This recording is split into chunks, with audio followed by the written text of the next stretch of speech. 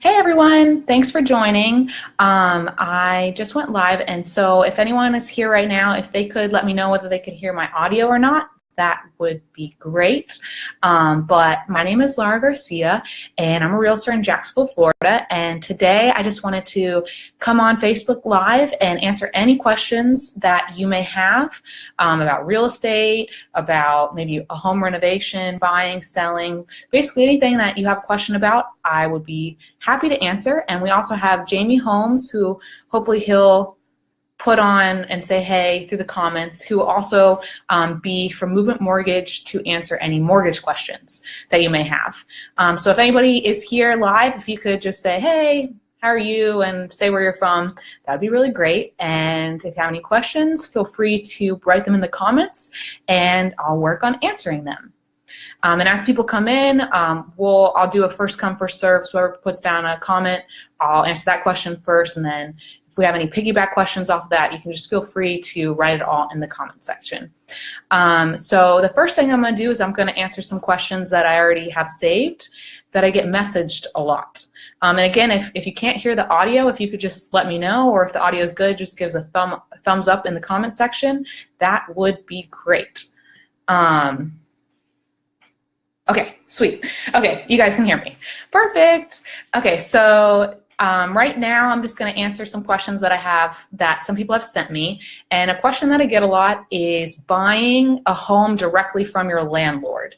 A lot of people try to go around. A landlord will call you and say, hey, you've been good renters and thinking of selling. This is how much I want to sell my house for. Would you like to buy?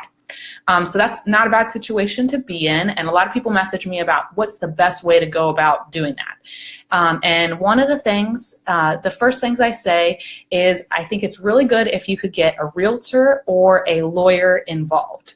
And the main reason for that is they have documents that are going to protect you as the buyer as you're making the home purchase. So you've been living in the rental, but you may not have been paying attention to the water heater, the roof, like all the life terms for that may not have been important to you because they've been functioning and you've just been a renter. But things like inspections to figure out how much more life the water heater has or the roof has is important when you're purchasing a property. So you want to make sure you have that inspection period. And so by having documents that protect you as the buyer, that will protect you. So that's why I would say that you want to get a lawyer involved or a realtor. And they'll be able to provide you with documents and a contract so that you will be protected as the buyer. And the reason I also say a realtor over a lawyer is home sellers do tend to think that their property is worth a lot more than it is. So it's always good to have someone, an outside source, kind of evaluate and see if the market is in fact valuing the property the way the seller is.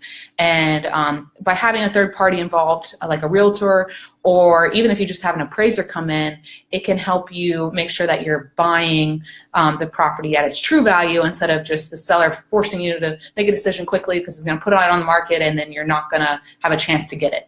So it's always good to do your homework and to have contracts that are going to protect you. So that's one question. If anybody has any others, they can feel free to write them in the comments. If not, I can do some more commonly asked questions.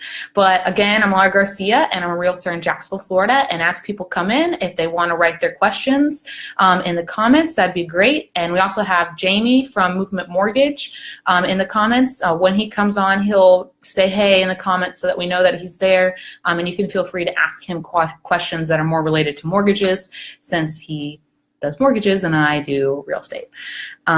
So if no one has any questions, I'll go on to some other pre-done questions that I have. Okay, so a second question that I get a lot has to do with referral fees. So referral fees are a way that some realtors, so if I'm in Jacksonville and I have maybe a friend in Orlando that's looking for a realtor, I can help them find a realtor, and by doing that, connecting my friends up in Orlando with a realtor in Orlando, I get a percentage of the sale or the purchase of the property. And one of the ways that you can use this creatively is the awkward situation of maybe having a relative that's a realtor that you don't really want to go with. It sounds weird to say, but I have had people in that situation where maybe a friend or an aunt does real estate on the side, and they find out that you want to sell, that you're going to sell your home, and they're like, oh, please choose me, but they don't necessarily have the experience that you want. So a way that I usually recommend going around that is offering to do a referral fee. So say you want to use Mary Jo in Jacksonville instead of your Aunt Liz. You can ask Mary Jo to give a referral fee to your aunt, so it's not the same as a full commission, but it may help to appease them a little better so that it's not as big of an offense if you chose not to go with them, because buying and selling property is a big deal. So you do want the top person to do it, but I do understand that family politics can be a big thing. So that's referral fees, and one of the things that I wanted to touch on are, I'm going to check to see if anyone has any questions. And hi, Tia LB, Sarah, and Emily, and Beefy and Otter. Those are Emily's dogs. So do y'all have any questions? You can write them in the comments. But if not, I can keep going. I can share if you have a house and you want like an instant valuation. We just got this new service with our brokerage that I can put the link up, and you can put in, you can put your address in, or maybe a house that you're looking at, and it'll give you instant valuations, and it will tell you the number of buyers in your area and give you a heat map of the area. So this, I'll add it in the comments. We get 3 home estimates and then a heat map so you know how many buyers want to buy your house in that area or are currently looking. Okay. So again, I'm Laura Garcia, and I'm a realtor in Jacksonville, Florida. And as people are joining, I want to say thank you for joining me. And if you want to say where you're coming from, or if you have any questions, feel free to write it in the comment, and I will attempt to answer your question.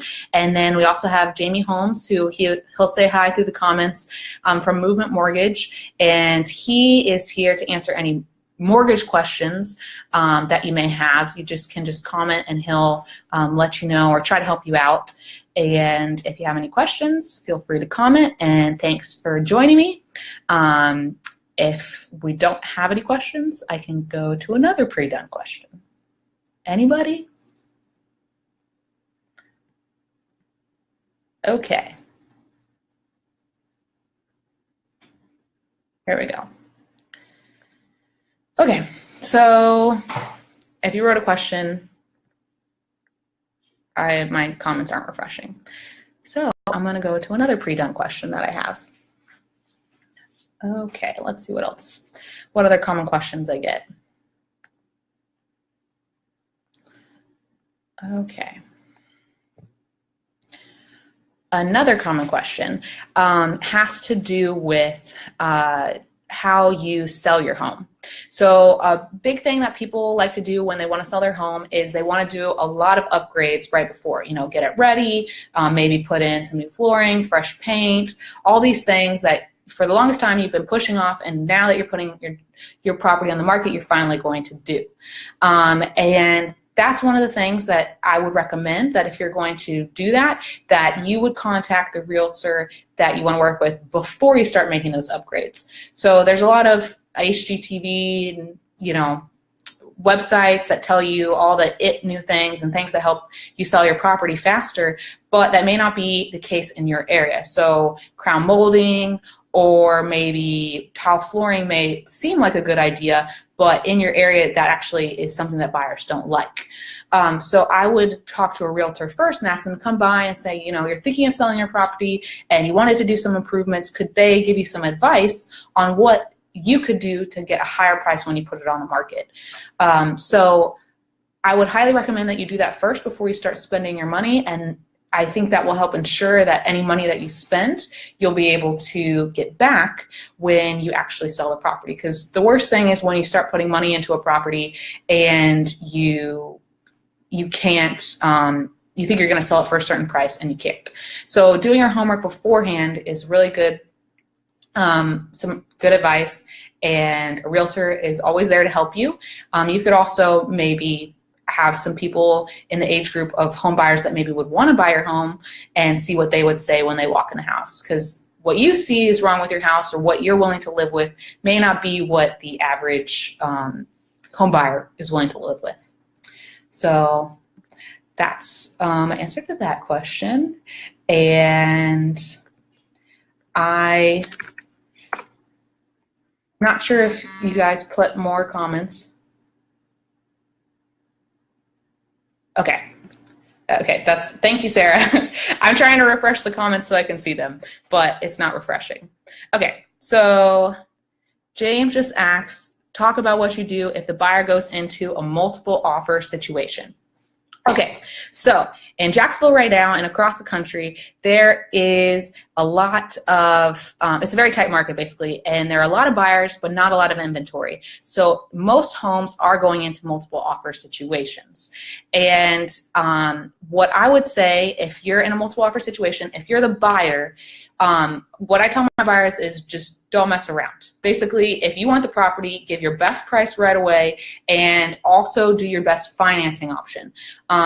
There are some realtors that feel like FHA is not as strong a financing option as conventional. So if you can go conventional, usually that is seen as a stronger offer, but that's not every agent. If you can put more money down, or if you can maybe close the deal faster, that is always a way that you can incentivize it and make the seller want to go with your offer versus another offer. Again, with multiple offer situations, you just want to put your strongest foot forward and not mess around with, okay, I'm gonna lowball an offer and then see what they're gonna do. It's just, there's no way for you to know what other people are offering, and it's not the selling agent's job to tell you. So you just really have to put how much you think the house is worth and how much you're okay offering and not being upset if you were to lose it with that offer. So I would always say put your best foot forward. And then in a multiple offer situation, if you're a seller, basically I would just give a certain deadline. So tell your listing agent, okay, I want all my offers by 5 p.m. Thursday. Don't just say, okay, to all the agents that already put in offers, just give me your best offer. I would tell the agents to give you a best offer and then to advertise, okay, we're taking all final offers by 5 p.m. on Thursday. That will ensure that if anybody was on the fence or if anyone was, kind of timid, that they know, okay, there's multiple offers in here and I should have put in an offer and I haven't. So basically advertising that you're in a multiple offer situation may allow you to get better offers as a seller. So I hope that answered the question. If you have more, then let me know. Okay, so Emily asks, is it normal to come back and ask for the seller to fix a lot of items post-inspection, and is it easier to negotiate that into the price? Okay, so that's a really good question. Okay, so to understand that perspective, which kind of goes into the multiple offer situation, you have to understand the difference between sellers and buyers markets. So a seller market is considered when a seller has the upper hand. So there's more buyers than there are houses on the market. So that means if a seller wants something, they're going to get it, because if you're not going to give it to them, another buyer is going to come along and do the same thing. A buyer's market is when there are more sellers than there are buyers. So that means if a buyer wants something, the seller is going to have to give it to them because there might not be another buyer coming along for another 6 months. A balanced market is usually when there's 6 months of inventory. So if there's less than 6 months of inventory, it's considered a seller's market. If there's more than 6 months of inventory, it's considered a buyer's market. So with Emily's question, she asks, is it normal to come back and ask the seller to fix a lot of repairs? So that's definitely normal. But if you are to do it in a seller's market where the seller gets more of what they're asking, you have to be okay with the fact that they might say no, because they may have 2 or 3 other offers waiting in the wing that if you don't move forward, they may just say, okay, well, no deal. if you don't want it at this price and with the condition that it's in, then we're just gonna let the contract move forward and you don't have to close and we'll take the next person. So I would always ask, but in a seller's market, you have to be okay with them saying that. In a buyer's market though, you have the upper hand. So that means that you can make a lot of requests, and again, you still have to be fair, but they're much more likely to take what you're going to do, what you're requesting, because they want to sell the property because they don't know when the next buyer with the money is going to show up. So I hope that answered the questions. But that's the whole point of inspections, that if you find something, you can ask for repairs later. And also a good thing, a tip that I would give is if you get an inspection report and things do pop up, before you put in the repair request, I would make sure to call a couple insurance companies to make sure that nothing that popped up in the inspection is going to make the house uninsurable. Because if it's uninsurable, then you're not going to get to close. So you want to make sure any repair that's going to make it uninsurable is listed, and you tell the seller, hey, I'm putting this in here because I cannot buy the property with a mortgage without insurance, and insurance is telling me this has to be done before I can close. So just make sure to do your homework. And that was a good question, Emily. Okay, next question. So what are some recommendations and tips you have for buyers who want to save on closing costs? Okay, so in terms of saving on closing costs, so I'm going to go back to what I was talking about with the buyer and seller's market. A good way to save on closing costs is to ask a seller to cover them. And in a buyer's market, that is very normal, especially if you're a first-time home buyer. If you say, hey, can you cover $2,000 of my closing costs? Typically, a seller will do it if you're in a buyer's market because it's not abnormal. In a seller's market, it just depends how nice the seller is, how much you ham it up, especially the first-time home buyer. If you're like, oh, but we have young kids and we really need the money, they may cave and say, oh, that's so sweet, I'll help them out. But in a seller's market, they're more likely to say you need to cover your own closing costs. So in terms of things that you can do, though, to save on closing costs, one thing that my husband and I did is we went with a credit union. And we went with that credit union because credit unions, I believe they're nonprofit status, so they didn't have to pay taxes. So we saved, I want to say, a couple $100 because they didn't pay the same taxes as banks, which banks pass those taxes on to the consumer. Don't quote me on that completely, but I'm pretty sure that's what happened. For some reason, a credit union didn't have the same amount of fees. And then the second thing you can do to save on closing costs is you definitely want to see if you're a first-time home buyer or just in general, you want to ask them what programs they have. Like, do they have a first-time home buyer program? Do they have a program because you're a veteran or maybe because you bank there?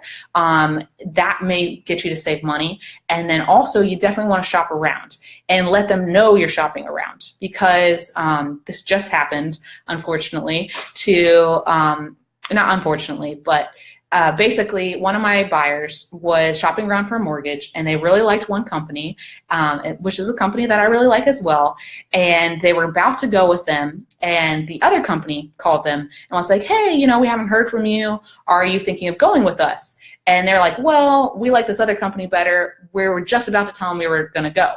And the company that had just called said, hey, what are they telling you your closing costs are going to be? So they told them, our closing costs are going to be such and such with Bank A. And Bank B was like, wait, well, we have this program that's going to end Friday, conveniently, that will take away $500 of our closing costs, which means that going with our company will be much cheaper. So obviously my buyers went with them because they're going to save a bunch of money. And I would say that Bank B probably would not have told them about that program or even have tried to lower their closing costs if the buyers hadn't told them what Bank A was doing. So definitely use that to your advantage, but also realize that sometimes the cheapest bank may not always be the best bank. They could be bad at communication. There could be fees that pop up at the end, and they could not honor their word. So that's part of it. So just be careful. The cheapest is not always the best. It's the best. It's the best. It's the best. Let me see what other comments we have. Okay. So I see that some recommendations for sellers. Okay. I can think of generic stuff, but is there a more exact question for that? Recommendations for sellers? I do have a blog post that I did that has to do with 5 things you can do to get your property ready for the market, which I'll put it in the comment section. But basically, some stuff that I would recommend was one of the things I said before of definitely talk to an agent before you put your property on the market and start doing things to prepare it, so that you can get the recommendations. Maybe they'll say, don't do thermal molding, you're not going to get your money back. Don't put in hardwood floors, that's not popular anymore. So definitely talk to someone. I would also recommend having, honest friends come to your house and let you know, like, okay, are you going to fix the kitchen? The kitchen, the roof's falling in or something. Obviously, hopefully you're not living in a kitchen like that, but just in case. So some simple things like that. In the article I just posted, I would say there are some things, which I said, number 2 is allowing a third party to evaluate your property. Don't rely on buyer's credits. So I'll go on that one. So that's a big thing, is a lot of sellers won't fix their property because they think, oh, my property's great, and if the carpet needs to be replaced, we'll negotiate that in later. But the problem is, buyers won't show up to your property if it's not looking good, because they won't even consider it. They don't like the idea of doing the work. Most first-time home buyers, even first-time home buyers that don't have a lot of money, they still prefer a property ready to go. So I would definitely not rely on buyer's credits. And if you have the money and you have the capability to do the work that needs to be done, try and do it, because you'll get the money back later. Because when a buyer looks at a carpet being done, they see work. I don't want that work. And they see not exactly how much the carpet costs, but also the work that goes with it. So they're going to add more than it's actually worth. So if the carpet's actually worth $5,000 to replace, they're probably going to value it more at $10,000. But if the carpet's in good condition, they may value it even higher. So if it makes sense, if there's an issue, buyers will take a lot off the price, more than it's worth. And if there's not an issue, they see it as, okay, stress-free, and usually they will offer a higher price. So you end up getting money both ways if you go ahead and fix the problems now. So that would be some seller recommendations I have. And then Justin asked, how do you know when you're ready to buy a home? That's a good question, Justin. Okay, so how do you know? That's a very loaded question, actually. And I would say it definitely all comes down to 1, finances, and 2, where you are in your life. So they didn't change this up. So if you live somewhere at a house 2 out of 5 years, you don't have to pay taxes on the capital gains if it's a certain amount. So if you're living there 2 years, if you're planning on being somewhere 2 years and you have the money to invest in a house, I would start running the numbers and seeing if you can financially do it. And if you cannot, then I would say it's not time to buy. And if you're not planning on staying in one place for the next 2 to 3 years, I would say it's not ready to buy. You're not ready to buy either, because you're going to have to pay for moving costs, and it does cost money to sell a home. So you need to be able to hold on to it for a little bit of time in order to make at least a little money back. I hope that answered the question. So if that's everything, sorry, I'm having issues with the comments. Thanks, Sarah, for texting them to me.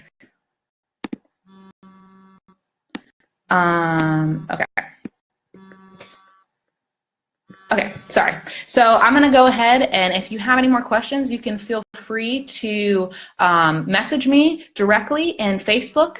Right now I've went over the 15-minute time, but I can do this event again if you guys are interested. But thanks for joining, and again, you can comment or message me with anything that I missed, and I really appreciate everything, all the questions that were given.